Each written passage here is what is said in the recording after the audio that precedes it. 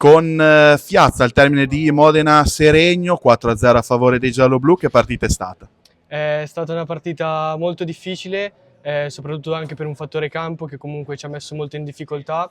Sicuramente cercheremo di migliorare sempre anche le piccole occasioni che non abbiamo comunque sfruttato, a differenza appunto del nostro avversario che comunque è riuscito a gestire un'ottima partita anche con poche situazioni. Nonostante il risultato, credo prestazione positiva. Di fronte vi siete trovati un grande portiere come Luca Moncalieri. Sì, sicuramente c'è da fare i complimenti al portiere. Come ho detto prima, noi non abbiamo sfruttato tutte le occasioni che abbiamo avuto, è stata un po' sfortuna, ma anche merito del portiere, quindi complimenti a lui.